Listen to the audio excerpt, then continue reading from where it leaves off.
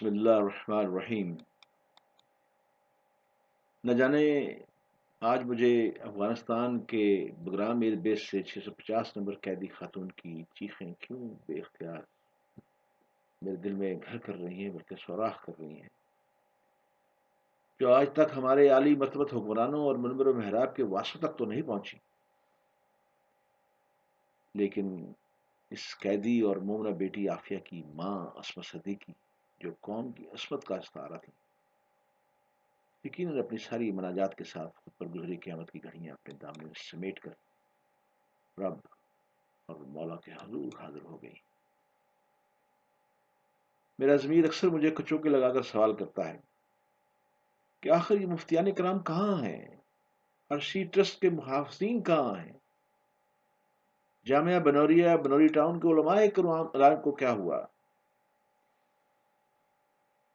حضرت جی جناب مفتی ذکی عثمانی صاحب عصمت صدیقی کا نماز جنازہ پڑھاتے ہوئے عالم آفس دیگر سوچ کر شکوار تو ہوئے ہوں گے۔ مظلوموں کی آہو بقا پر پہنچنے والے جماعت الدعوہ کے مخلصین کی تو سمجھ آتی ہے، وہ بھی آج وفا کی قیمت ادا کر رہے ہیں، لیکن انبیاء کے وارث کہلانے والے کسی بھی علماء کرام کے کانوں میں چیخیں کیوں نہیں پہنچی آج تک؟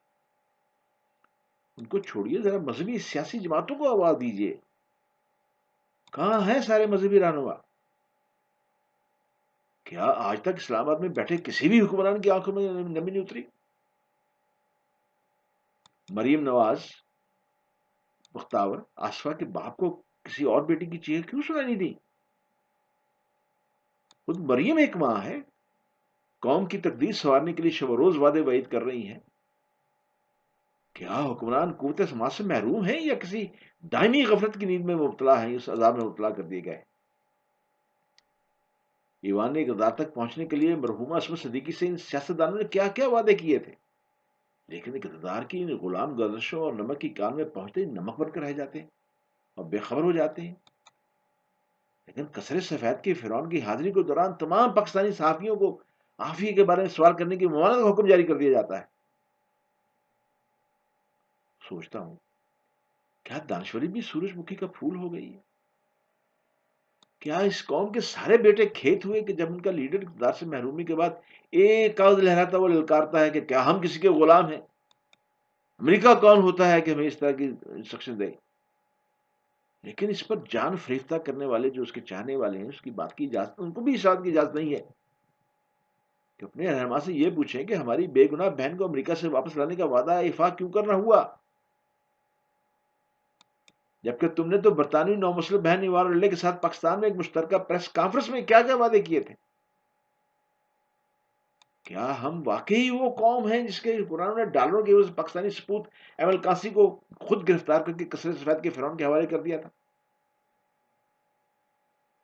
اس قصر سفید کے لوگوں نے ہمارا احسان اس طرح اتارا کہ بھری عدالت میں امریکی اٹارنی جنرل نے کہا تھا کہ پاکستانی تو چند ٹکوں کی خاطر اپنی ماؤں کو فروخت کر دیتے ہیں۔ ان حکمرانوں کی وجہ سے پوری قوم کا سر شرم سے جھک گیا ہوا ہے۔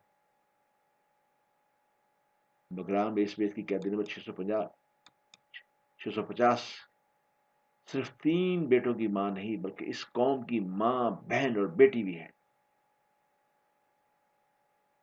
نام تو اس کا ڈاکٹر عافیہ صدیقی ہے، جس کی آفت کی ذمہ داری ریاست پر تھی۔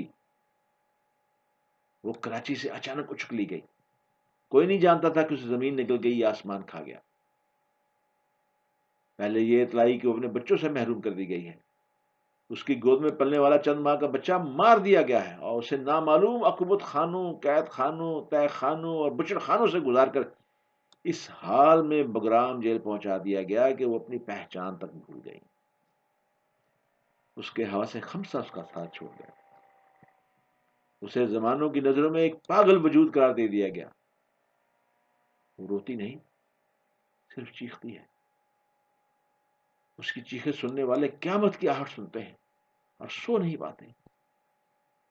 لیکن سوال ہی اٹھتا ہے کہ جب وہ اپنے آپ کو فراموش کر گئی، اپنے آپ سے منہا ہو گئی، اپنے حواس کھو بیٹھی، اپنے وجود میں آپ تحلیل ہو گئی، تو پھر وہ چیختی کیوں ہے؟ اس کی آواز میں بلا کا کرب کیوں ہے؟ بگرام جیل سے امریکی حکومت خانوں کے در و دیوار پر یہ لکھی ہوئی ندامت کیسی ہے؟ آخر عصمت صدیقی اور قوم کی بے گناہ بیٹی ڈاکٹر عافیہ صدیقی کی یہ دردناک چیخیں تمام عافیت خانوں کو دہلا کیوں نہیں دیتی؟ شاید اس لیے کہ پاگل عورت بھی اپنے بچوں کو بلا نہیں پاتی. اس طرح آخری سانس تک عصمت صدیقی کی اپنی بیٹی کے انتظار میں آنکھیں پتھرا گئی. شاعر نے کس کرم سے کہا ہے کہ خدا نے یہ صفت دنیا کی ہر عورت کو بخشی ہے کہ وہ پاگل بھی ہو جائے تو بیٹے یاد رہتے ہیں. کیا کوئی عصمت صدیقی، ڈاکٹر عافیہ اور ڈاکٹر فوزیہ کے کرب کا اندازہ کر سکتا ہے؟ اقوام متحدہ خاموش ہے اور خواتین پر تشدد کے خلاف قائم تمام بین الاقوامی تنظیمیں گویا موت کی آغوش میں چلی گئی کہ ان کو بھیجے جانے والی درجنوں یادداشتوں پر ان تنظیموں نے کوئی بیداری کی انگڑائی تک نہیں لی، نہ دکھ سے کوئی جھرجھری لی انہوں نے. جبکہ درجنوں پلیٹ فارم سے میں خود دہائیاں دے چکا ہوں. رپورٹ کہتی ہے کہ بے پناہ تشدد سے ڈاکٹر عافیہ صدیقی اپنا ذہنی توازن کھو چکی ہے. اور ستم بالائے ستم یہ کہ برسوں تک انہیں نہانے اور دیگر ضروریات کے لیے مردانہ غسل خانہ استعمال کرنا پڑا. یہاں پردے کا کوئی انتظام نہیں تھا. وہ بگرام جیل کی واحد خاتون قیدی تھی جس کو دیکھنے والی ایک باضمیر برطانوی صحافی ایوان ریڈلے نے کہا تھا. اس بہادر خاتون نے پہلی دفعہ یہ انکشاف کیا تھا عافیہ کے بارے میں. وہ ایک بھوت کی مانے لگتی ہے جس کی شناخت تو دھلا چکی ہے. لیکن میں سمجھتا ہوں کہ اب بھی اس کی چیخیں تمام ان بے ضمیر مقتدر لوگوں کا تعاقب کر رہی ہیں. بلکہ اب تو معاملہ اور بھی سنگین ہو گیا ہے. خود عصمت صدیقی تمام افراد کے خلاف ایک مضبوط ایف آئی آر کے ساتھ رب کے حضور پہنچ گئی جہاں وہ اپنی معصوم اور بے گناہ حافظہ عافیہ صدیقی کا مقدمہ پیش کریں گی. اور وہ معصوم بچہ جس کو آج تک سراغ نہ مل سکا وہ بھی اپنی نانی کے ہمراہ سارے ظلم کی گواہی دینے کے لیے پہلے سے موجود ہوگا. پھر رپورٹ کا سب سے دردناک پہلو جس نے ہر صاحب ضمیر باپ کو انگاروں پر لٹا دیا ہے تو یہ ہے کہ جیل عملے کی طرف سے اس سے مسلسل جنسی زیادتی درندگی کا نشانہ بنایا گیا جس کے باعث اس کا قلب انگاروں سے زیادہ تیز اور شدید ہو گیا. اور اب امریکی جیل میں اس کی آبرو تھکی ہوئی اذانوں سے بوجھل اور گردوپیش کی تماشائی تنہائیوں سے چور زخمی حال میں آسمان کی طرف بو کر کے رفت روپ پا گئی. میں اس وقت بڑے کرب میں ہوں جب یہ سوچتا ہوں کہ ڈاکٹر عافیہ صدیقی کے شب روز ایک ایسے ظلم کا روز نشانہ بنتے ہیں جسے ہمارے ہاں دیہاتی گنے کی پوروں سے رس چوستے ہیں یا بے درد بے حس شکل قلب حکمران اپنی رعیت کی بیٹیوں کا لہو چاٹتے ہیں. اب ڈاکٹر عافیہ صدیقی کی آنکھوں کا بہتا ہوا دردناک کاجل ہمارے مقتدر حلقوں کے قلب کی سیاہی اور اس کی دردناک چیخیں ان کی بے ضمیری کی پیداوار بن چکی ہے.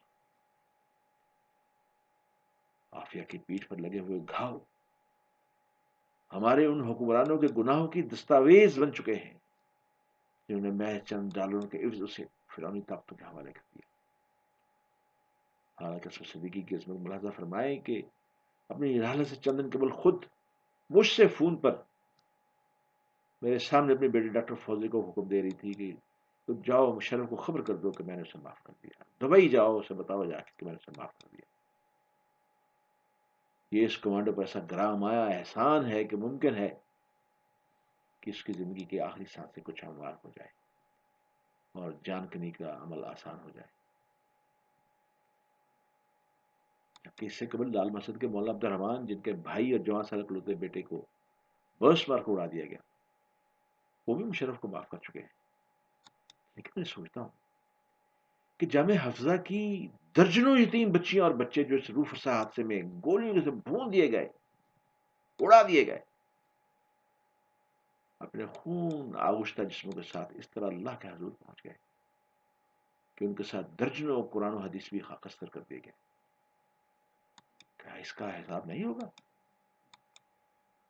ان کا خون جن افراد کے ہاتھوں پر ہے ان کو تو بہرحال حساب دینا ہوگا، اور اپنے شب و روز میں اگر ان کے ضمیر زندہ ہے تو ضرور سوال کرتے ہوں گے کہ روز جزا کے دن جب اللہ کی عدالت میں شہداء پیش کیے جائیں گے تو یہ معصوم مرشدین، یہ شہداء کن کے ساتھ کھڑے ہوں گے اور قاتلین کو کس ندامت کی قطار میں کھڑا کیا جائے گا۔ ڈاکٹر عافیہ کے ساتھ ایسا سلوک کرنے میں معاونت کرنے والے یہ ضرور سوچے کہ روز آخرت کے لیے اپنے اعمال نامے میں عافیہ کی دلدوز چیخیں کیا رنگ لائیں گی۔ اس مکروہ عمل کا وجود تا قیامت انسانیت کے لیے ایک سوال بنا رہے گا۔ اس کے گرد گونجنے والی تکبیریں، بکھرنے والے سجدے اور بلند ہونے والی اذانیں جو اپنی حقیقت کھو بیٹھی ہیں، اس کی پوری ذمہ داری ان تمام معاونین پر عائد ہوگی جنہوں نے اس فاسق کمانڈو کے احکام کی تعمیل کی، اور ان سیاستدانوں پر بھی یہ فرض جرم عائد ہوگی جنہوں نے اس عمل کا ساتھ دیا۔ کبھی سوچا ہے کہ آپ نے کہ ڈاکٹر عافیہ صدیقی کا تحلیل ہوتا وجود ہم سے کیا سوال کرتا ہے کہ وہ پاکستانی اخبارات اور جرائد کا موضوع کیوں نہیں بن سکی؟ وہ ٹیلی ویژن کی جگمگاتی ہوئی سکرینوں پر مسکراتے چہروں کے ساتھ نمودار ہونے والے میزبانوں کے لیے سوال اٹھانے کا سبب کیوں نہیں بنی؟ کیوں اخبارات اور جرائد خاموش اور ٹیلی ویژن کی سکرینیں گونگی اور بہری ہو گئی ہیں؟ کیا پاکستان میں ایک بھی ایسا فرد نہیں جس کے کانوں میں ڈاکٹر عافیہ صدیقی کی دردناک چیخیں اور دلدوز نعرے پہنچے؟ وہ حوا کی بیٹی ہے۔ اگر آپ اس مقدمے پر اپنی روشن خیال اعتدال پسندی کو قربان نہیں کرنا چاہتے تو یشودا کی ہم جنس اور رادھا کی بیٹی کا خیال کیجیے، اس کے لیے آواز بلند کیجیے۔ اہل قلم نہیں جانتے کہ اگر فکر کی صلاحیت سو جائے تو اظہار کی جامعیت کجلا جاتی ہے، پھر حرف مستحق ہوتے ہیں کہ بے حرمت ہو، دھتکارے جائیں اور پامال ہو۔ فکر آوارہ کہہ بن جاتے ہیں، اور یوں ہر روز پیلے صفحات پر کالی سیاہی سے چھپنے والے سفید جھوٹ سے دل اوبنے لگتا ہے۔ مملکت خدا دے پاکستان جو کلمے کی بنیاد پر ہمیں 27 رمضان کریم کی مبارک شب کو اس اوفو بالعہد پر عطا کیا گیا کہ ہم یہاں مکمل قرآن نافذ کریں گے، لیکن نہ صرف اپنے پالنہار سے وعدہ شکنی کے مرتکب ہو رہے ہیں بلکہ سود کی حمایت میں عدالتوں سے رجوع کر کے اللہ اور رسول کے خلاف کھلی جنگ کا اعلان کر چکے ہیں۔ ایک نیوکلیر ریاست ہونے کے باوجود قوم عالم میں ہماری کیا حیثیت ہے کہ ہر روز نکلنے والے سورج کی روشنی میں ہمارے تاریخ کا اعمال اور نمایاں ہو جاتے ہیں۔ لیکن میرا رب جو دنیا کے تمام خزائن کا مالک ہے، ہم نے اس سے منہ موڑ کر دنیا کے استعماری آقاؤں کی غلامی قبول کر لی ہے جو ہزاروں میل دور بیٹھ کر ہماری قسمت کا فیصلہ کرتے ہیں۔ یاد رکھیں کہ جس میں سب سے چھوٹا لوتھڑا دل جس سے ہماری زندگی کی ڈور جڑی ہوئی ہے، اس میں صرف ایک ہی خوف سما سکتا ہے۔ اگر رب ذوالجلال کا خوف اڑنا بچھونا بن جائے تو ساری دنیا آپ سے خوفزدہ رہتی ہے، لیکن اگر دنیا کا خوف پال لیا جائے تو دوسرا خوف چپکے سے رخصت ہو جاتا ہے، اور پھر دنیا کی تمام رسوائیاں ہمارا مقدر بن جاتی ہیں، اور اس وقت یقیناً ہم ایسی کیفیت سے گزر رہے ہیں۔ مگر میں ڈاکٹر عافیہ صدیقی کے لیے اس قوم سے کیا شکوہ کروں جس نے اپنے محسنوں کے کفن کے تار بیچے ہیں، جس نے ام کلثوم کے منہ پہ تماچے مارے ہیں، جس نے حیدر کرار کے خیموں کی تنابیں کاٹ ڈالی، حضرت مجدد الافسانی کو گوالیار کے قلعے میں قید کیا۔ شاہ ولی اللہ کے ساتھ ہمارا سلوک تاریخ کے صفحات پر آج تک شرمندگی کی فصل اگا رہا ہے۔ شاہ عبد العزیز کے ساتھ کیا کچھ نہیں کیا۔ حضرت سید احمد شہید اور شاہ اسماعیل شہید بالا کوٹ میں مسلمانوں کی غداری سے شہید ہو گئے۔ پھر تاریخ پاکستان کا تذکرہ مولانا محمد علی جوہر کے بغیر مکمل نہیں ہوتا۔ ایک بڑی تلخ یاد آپ سے شیئر کرنے لگا ہوں۔ جب مولانا جوہر بیمار ہوئے تو کوئی مسلمان نواب یا رئیس نہیں پہنچا، بلکہ ان کی مدد کو ریاست الور کا ہندو مہاراجہ آیا تھا۔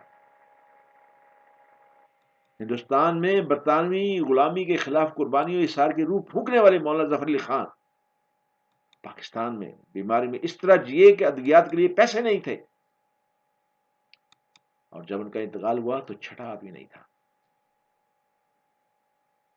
دور مت جائیے، ابھی کل کی بات ہے۔ محسن پاکستان ڈاکٹر عبد القدیر، جس کا محض قصور یہ تھا کہ اس نے پاکستان کو پہلی مسلم لیگ ریاست بنانے میں اپنی جان کھپا دی، اس کے ساتھ ہم نے کیا سلوک کیا؟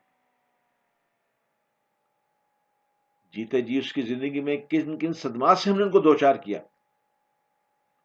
اسے مجبور کیا گیا کہ وہ ٹی وی پر آ کر اپنے ناکردہ گناہوں کی معافی مانگے،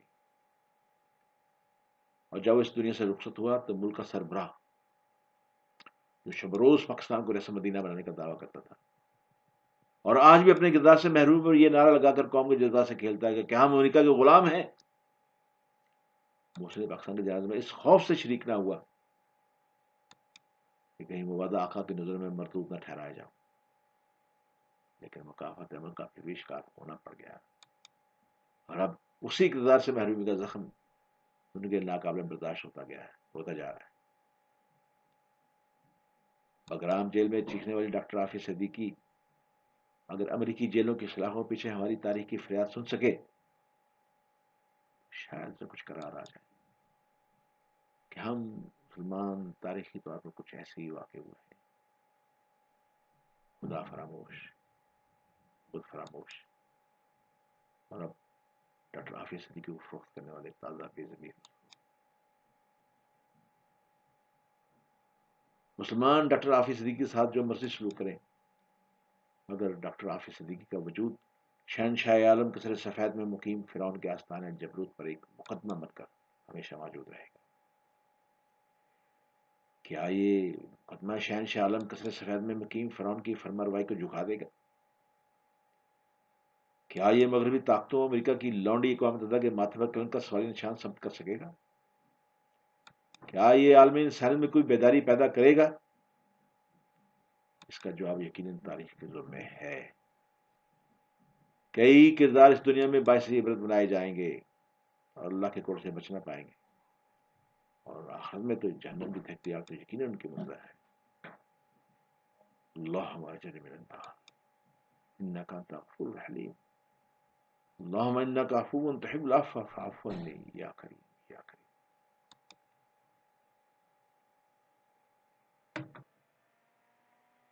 آخر میں مجھے ایک شعر یاد آ رہا ہے، میں چاہتا ہوں کہ اس سے میں آپ سے شیئر کر لوں کہ منصفوں کی نظر دیکھتی رہ گئی، زندگی تیرے قاتل بری ہو گئے.